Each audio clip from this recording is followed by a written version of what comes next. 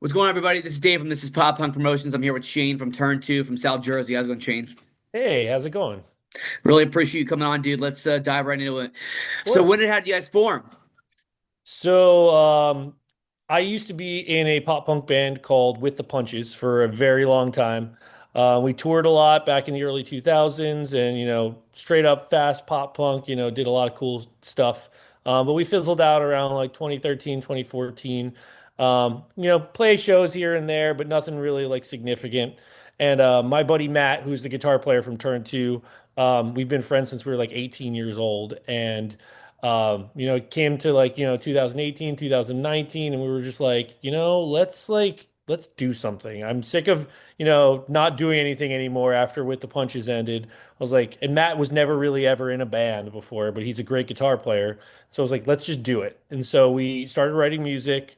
We brought in a guy from New York that was friends with Matt to sing and play guitar. We like literally pretty much recorded almost an entire EP. And then the dude that we were playing with kind of like went off the rails and was not the easiest person to work with.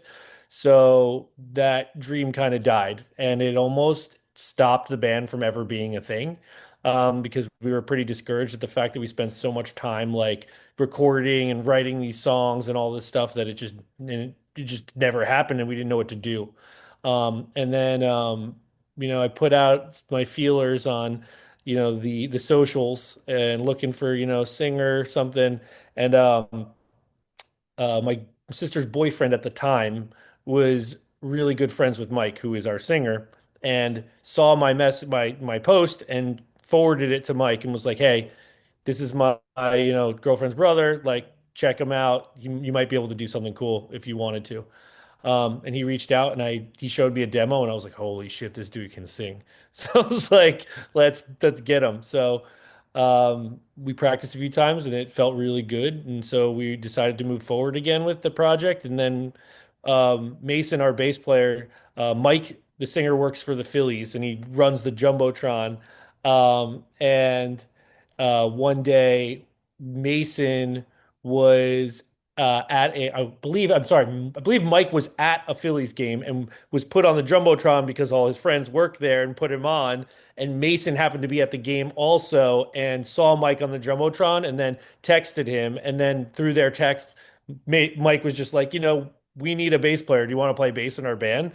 And sure enough, that's how the final piece of the lineup came to be. That's awesome.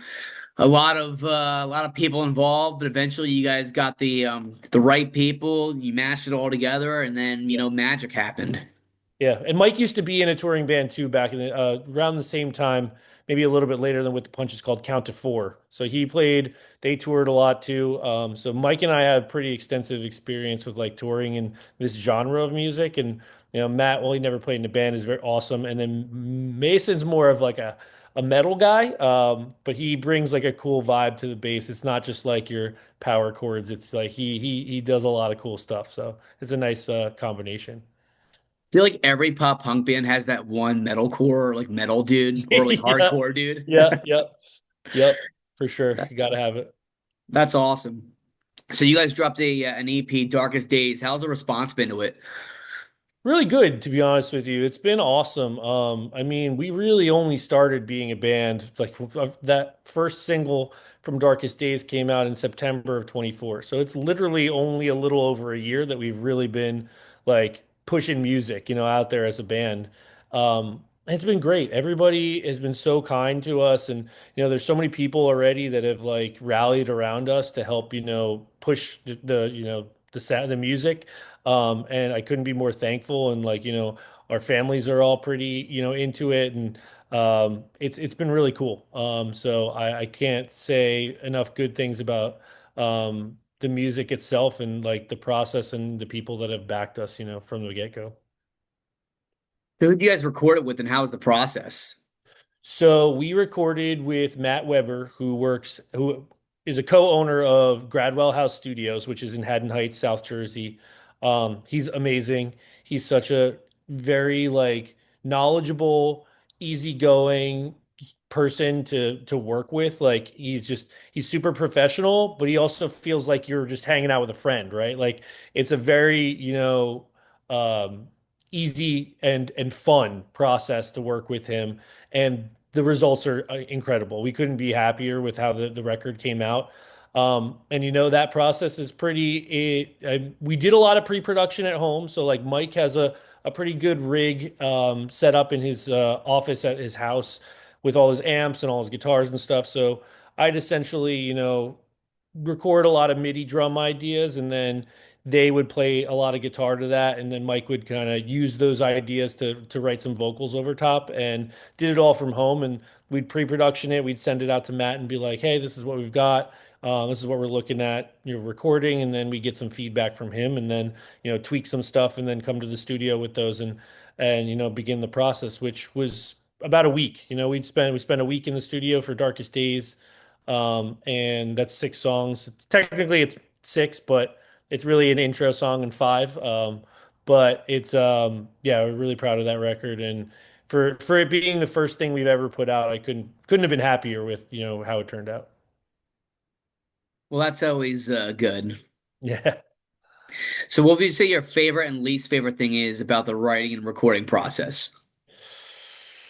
My favorite thing is just hearing the final product because it's so different from the thing that you created at the beginning. It's so different. It's always like this, it's either a riff or a drum beat or like some vocal lyric line, melody that starts the whole thing off.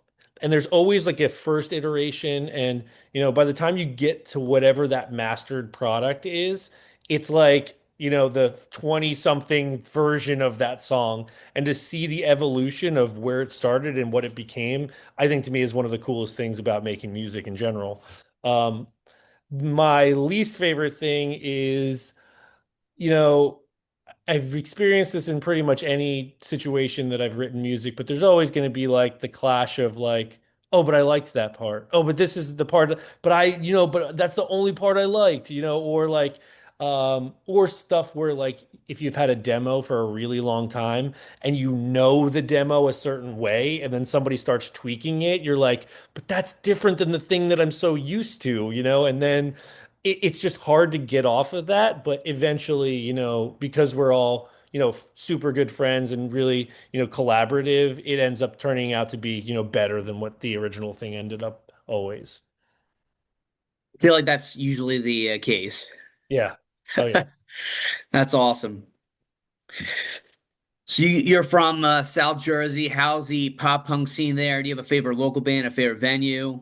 So I think Jersey, even when I was a kid, has always been awesome as far as the scene is concerned.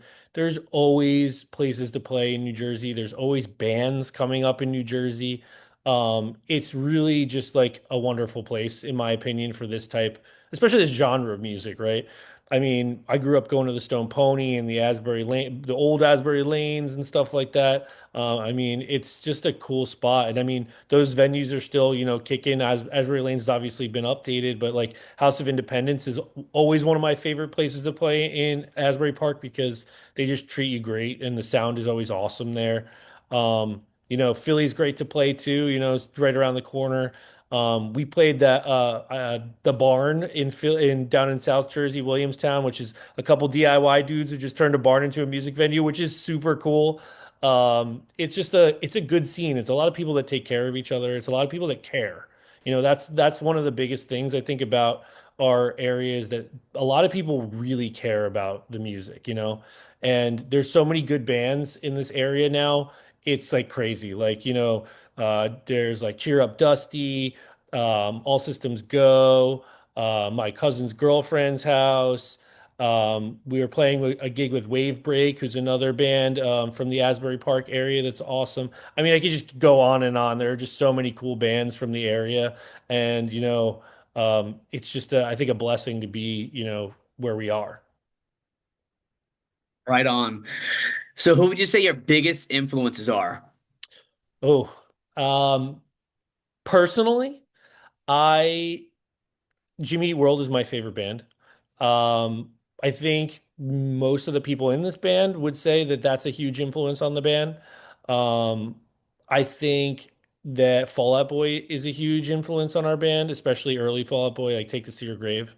I do think that bands like, um, you know, Coheed and Cambria is a huge influence on us too. As much as we love playing pop punk, we like shredding a little bit too. So, Claudio and that vibe has always been, present in our music. And then like, those like pop punk staples too, like the Starting Line, Midtown, all those like early 2000s pop punk bands that were just like the in your face, like have fun type bands were always bands all of us listen to. So here's $1 million question for you. If you could play a show with them or tour with one of those bands, who would it be? Oh my God. I honestly think Mike would shit his pants if we got to tour with Coheed because that's like I think his favorite band. Um, you can hear it in the influence of how he sings and how he writes.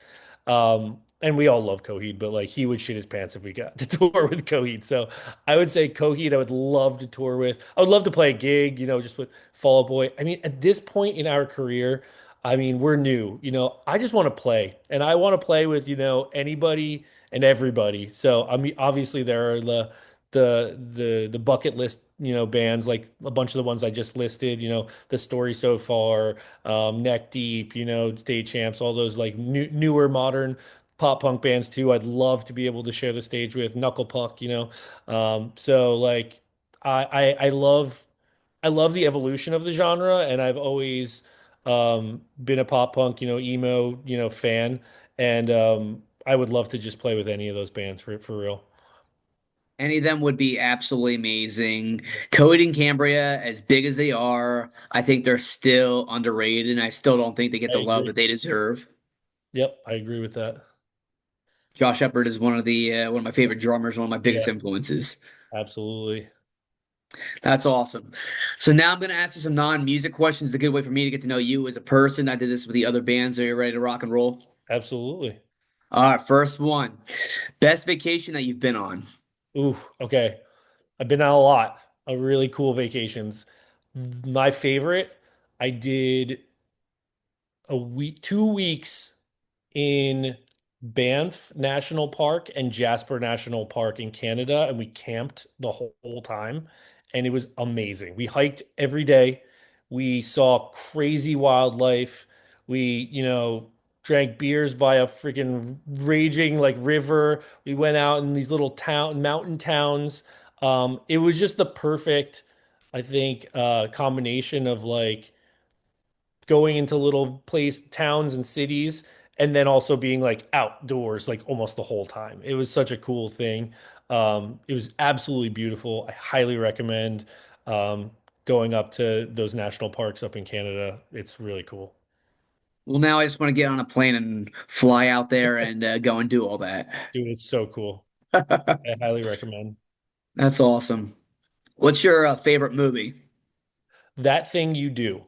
It is a staple. If it's ever on TV, I never change it.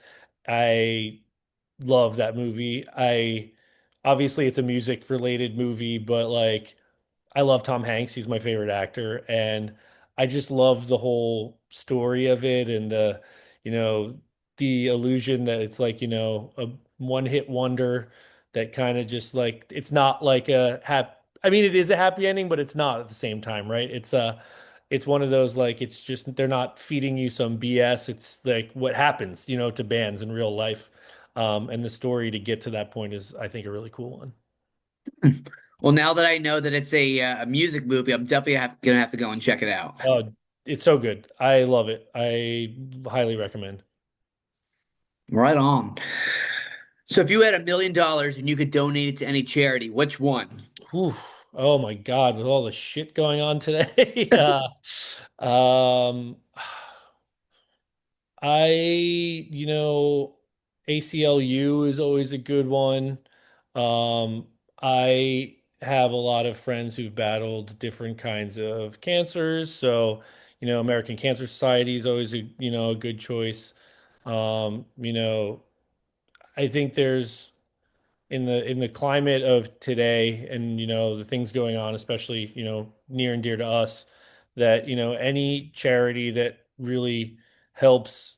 those that are in more difficult places than I am, I'm 100% willing to, you know, donate that money to. I feel strongly about the fact that minorities are, in danger, if you will, for a lot of reasons, and I would do a lot to, help that cause. Very cool. All right, last question. What are some places in South Jersey that visitors should check out? Ooh, South Jersey. Cape May, definitely. Lovely little spot, especially in the summertime with beaches and cool restaurants and places to stay, bed and breakfasts and stuff. I love going to Cape May. Um, I like Barnegat Lighthouse. Very another cool spot in the summer. I'm not a winter person, so a lot of the spots I like to go to are summer spots. But the Barnegat Lighthouse is such a cool spot to go to. You can also rent like little dinghy boats and like take them around the bay, which is really cool. Um, I mean, in a little bit more central, but Asbury Park in general is just a great place to go. Boardwalk is there, so many music venues, so many places to eat, places to go out, it's just a very fun place. It gets crazy in the summertime, but it is definitely a fun place that I grew up. I grew up going to the Stone Pony, and it was like your parents wouldn't let you go anywhere else because it was that, you know, crappy of a place, dangerous and all that stuff. And, ever since the early 2000s, it's just been, being built up and built up. And now you're looking at it as like a mecca where people go, to summer and stuff like that. So it's turned into a really cool place. Yeah, I definitely agree with you on that 100%. Like, it's truly incredible to see how far it's come. Like, it used to be like, overrun by like Bloods and Crips and, Yep. shootings and all that. And now Yep. it's just like, the place to be, breweries and venues and Yep. all over the place. Definitely very beautiful to see. Yeah, absolutely. One of these days we'll have to hit up the House of Independence, get a beer, and, catch a show. Absolutely. We're playing there on the 22nd of this month. So if anybody's around, come hang out. Do what the man says. Well, Shane, I really appreciate you coming on and chatting a little bit, and the support means the world to me. Absolutely. Thank you for having me. Appreciate it, man. Of course. So, for the people that are going to watch this interview later, where can they find your music at? You can find us on all streaming platforms. Darkest Days is out, Spotify, iTunes, Amazon Music, Deezer, all those, streaming websites. You can get it. We have music videos up on YouTube. We just finished recording our second EP in November, and that's going to come out this year. We're working on getting that finished up now, but you'll get new music on all those streaming platforms again at some point early to mid this year. So stay on the lookout for that. Do what the man says. Go to the websites, buy a CD, buy a vinyl, buy a shirt, support local music. Shane, you guys are absolutely ripping it up. Keep up the great work. Thank you so much, man. Appreciate you. Of course. I hope you have a great night and we'll chat soon. Awesome. Take care, man. Peace.